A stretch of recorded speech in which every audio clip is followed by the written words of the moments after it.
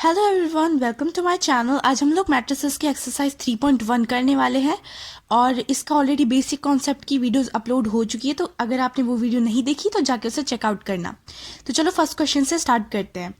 इसके अंदर हमें बोला है कि ऑर्डर के हिसाब से सारी मैट्रिसेस का नाम बताओ कि किस किस मैट्रिक्स को क्या क्या कहते हैं। क्वेश्चन फर्स्ट में कहा है मैट्रिसेस को आइडेंटिफाई करना है और उनका ऑर्डर बताना।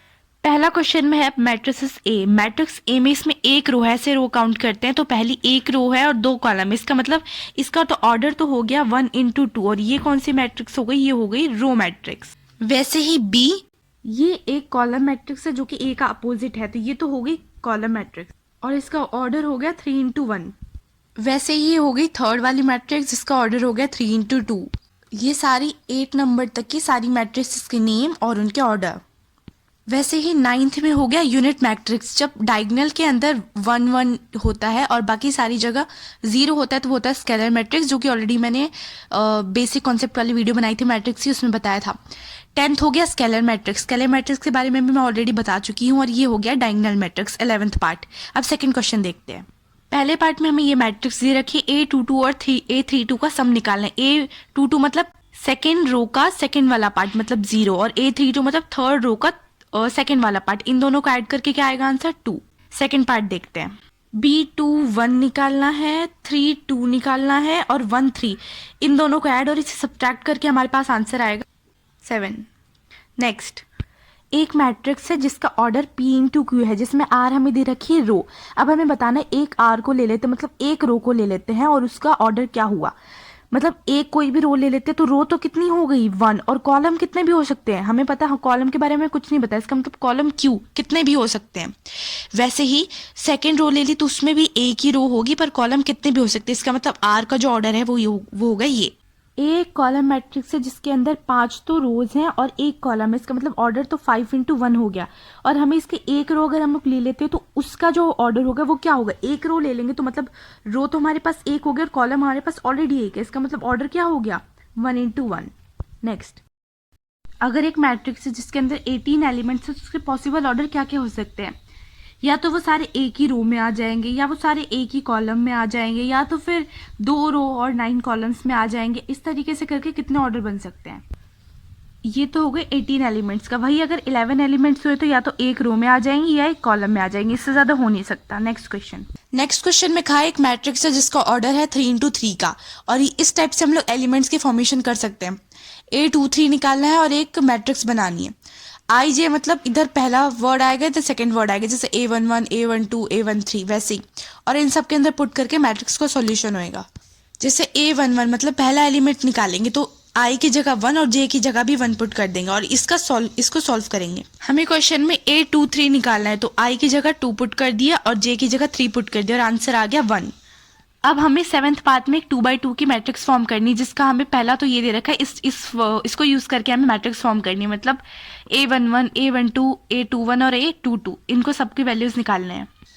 तो चारों एलिमेंट्स निकालने के बाद पहली मैट्रिक्स तो बन गई ये। अब सेकेंड पार्ट सेम इसी तरीके से चारों एलिमेंट्स इसको यूज करके निकाल दिए। मॉड में अगर कोई भी वैल्यू नेगेटिव आएगी तो वो पॉजिटिव हो जाती है अपने आप ही, तो ये बन गई दूसरी मैट्रिक्स।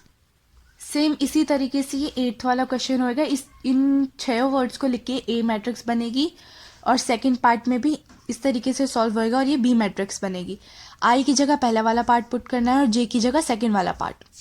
नेक्स्ट क्वेश्चन हमें एक्स और वाई की वैल्यूज निकालनी।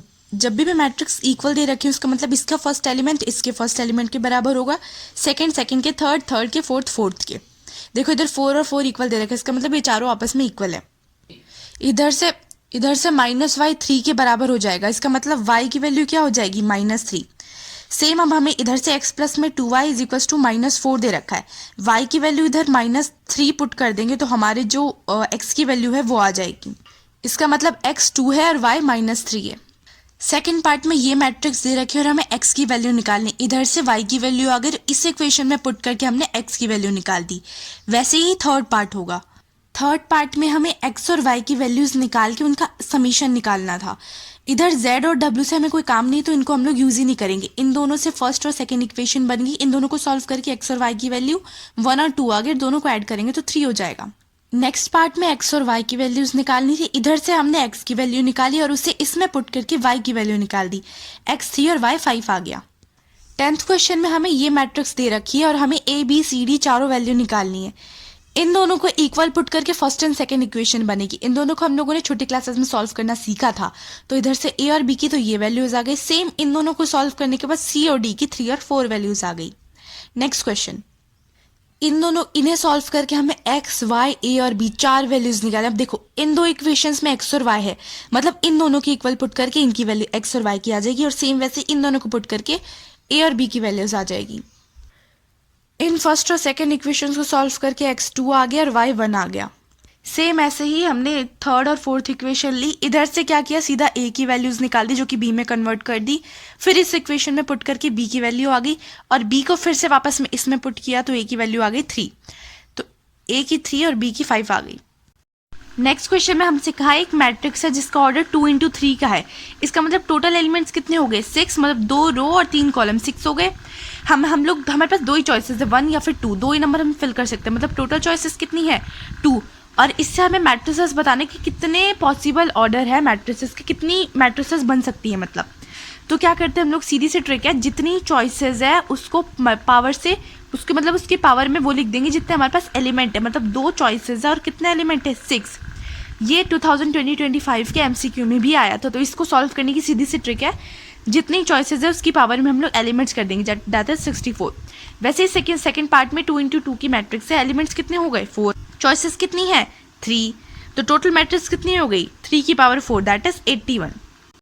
तो इसी के साथ हमने आज के सारे सॉल्यूशन जितने भी एक्सरसाइज 3.1 के थे वो हमने सारे कंप्लीट कर लिए।